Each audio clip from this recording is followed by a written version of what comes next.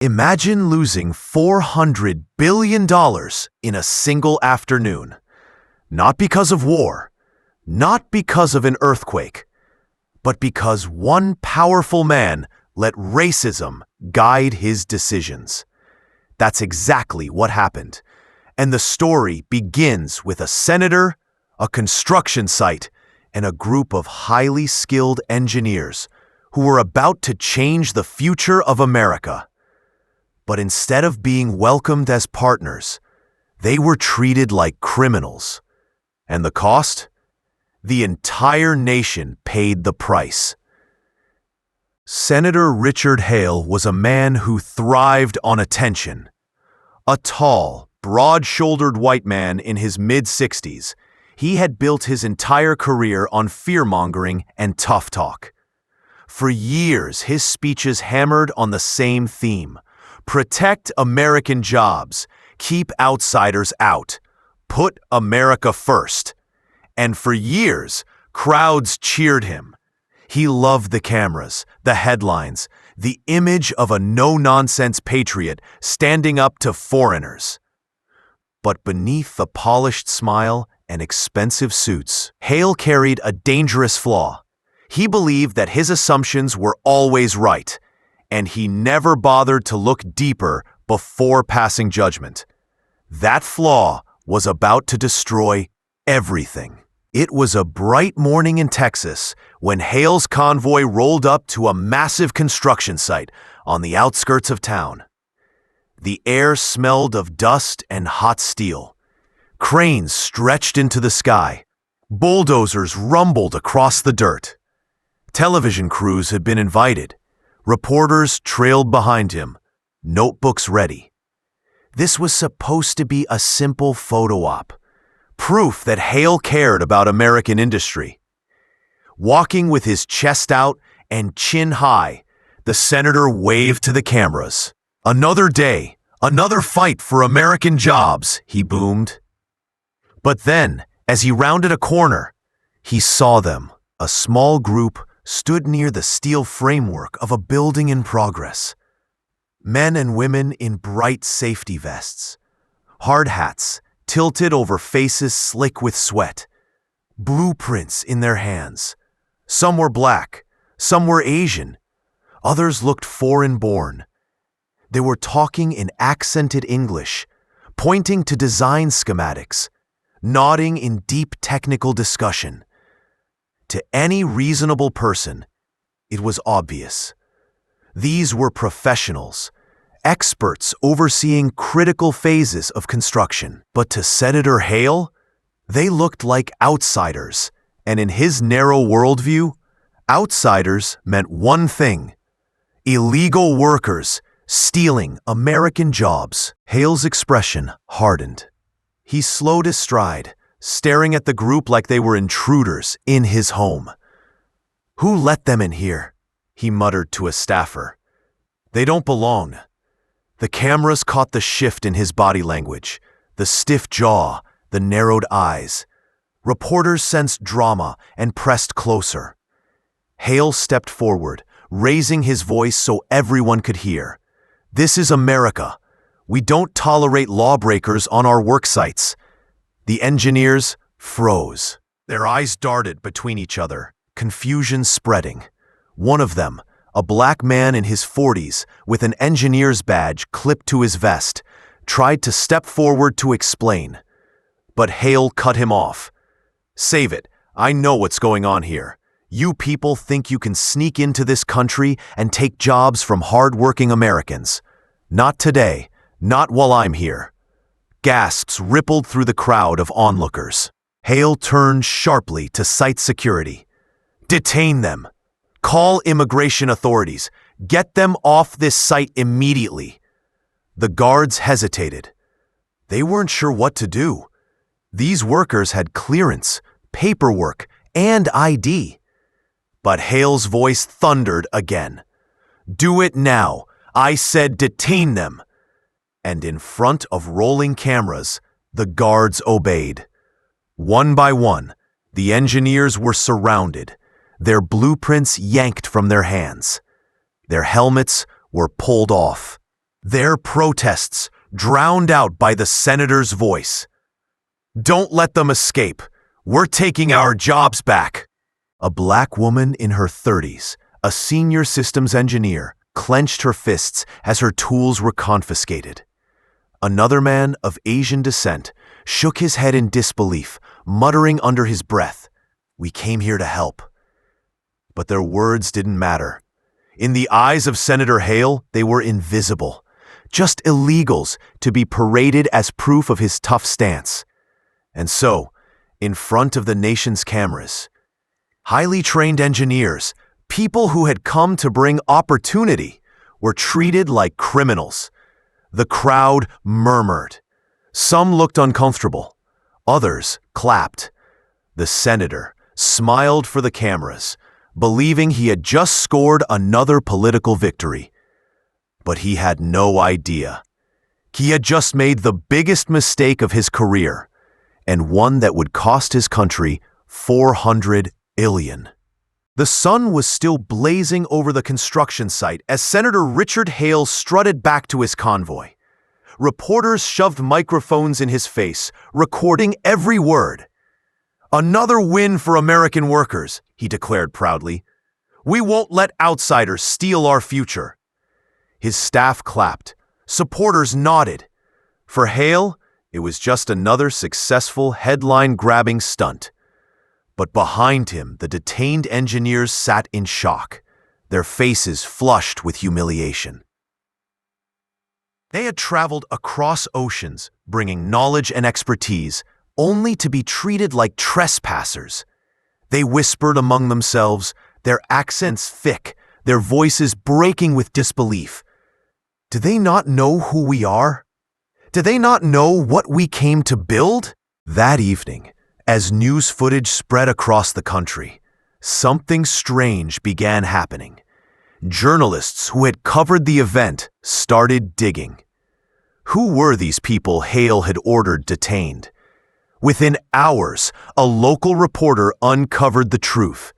The group wasn't a band of undocumented workers. They were senior engineers from Microcore International, a world leader in semiconductor technology. They hadn't come to take jobs. They had come to create them. Tens of thousands. In fact, and the site Hale had stormed, it wasn't an ordinary construction project. It was the beginning of a $400 billion investment, a state-of-the-art microchip factory that would put America at the forefront of global technology. By midnight, the story was everywhere. Senator mistakes Microcore engineers for illegals. $400 billion project at risk. Racism or ignorance. Nation shocked by Senator's outburst. The fallout was immediate. On social media, clips of the senator shouting, "They're stealing our jobs," went viral. Millions watched as world-class engineers were treated like criminals on American soil. The outrage wasn't just about the senator's prejudice. It was about the embarrassment. Commenters raged. Those weren't illegals. Those were the very people building our future. His racism just cost us billions. Imagine humiliating the best talent in the world and thinking you're protecting jobs. Talk shows tore Hale apart. Economists warned of disaster. Every headline screamed of shame. But the worst was yet to come. Across the ocean, in a sleek glass tower, Microcore's CEO, Kenji Watanabe, sat watching the footage with a grim face. Watanabe, a Japanese-born executive in his late 50s, was known for his calm demeanor. But this time, his hands shook with anger. "These engineers," he said softly to his board, "were handpicked to lead our expansion. They are among the best minds in the world, and this is how America treats them?" Around the table, directors exchanged looks of disbelief. The project had been years in planning, partnerships negotiated, billions allocated, thousands of contracts prepared. It was meant to be a symbol of trust between nations. Now, in one reckless act of prejudice, that trust had been shattered. Watanabe's voice hardened. We cannot build a future in a country that humiliates our people. Back in Washington, phones rang nonstop. Business leaders called the White House in panic. Mayors from towns near the construction site begged for answers. Everyone wanted to know, would Microcore still invest, or had Hale's actions doomed the project? Senator Hale, meanwhile, doubled down. He went on national television, insisting, "I was protecting American jobs. If they can't follow our laws, they don't belong here." But this time, nobody cheered. Even his allies looked away, their faces pale. Because the truth was clear. The senator hadn't protected jobs. He had destroyed them. And as whispers grew louder, rumors began to swirl. Microcore was preparing to cancel the entire deal. 2 days later, the company released an official statement. It was short, it was sharp, and it hit the nation like a thunderclap. Microcore International cannot continue our planned $400 billion investment in the United States. Our people deserve respect.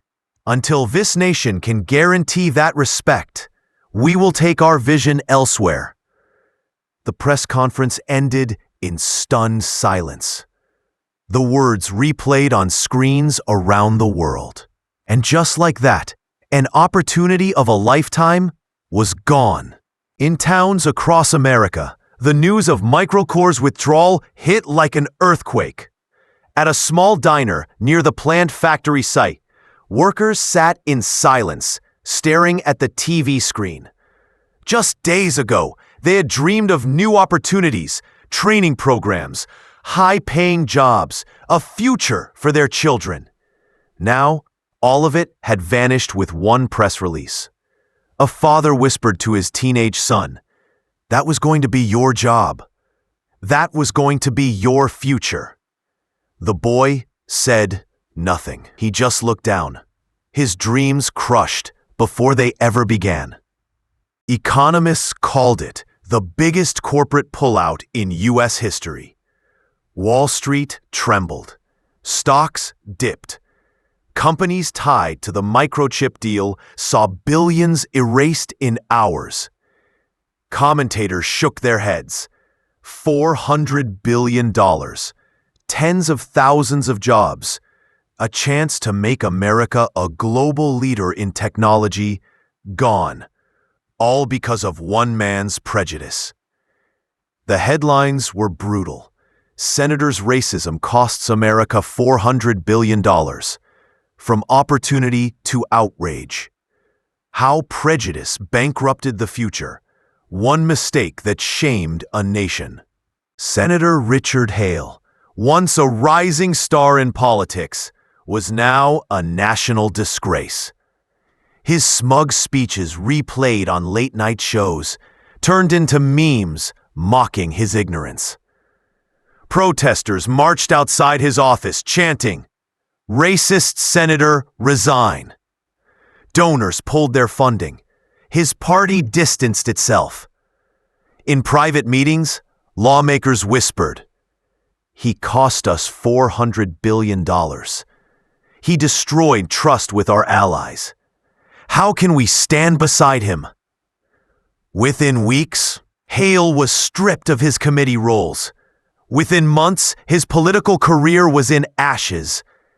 The man who tried to build power by humiliating others was himself humiliated by the weight of truth and justice. But the story didn't just end with Hale's downfall.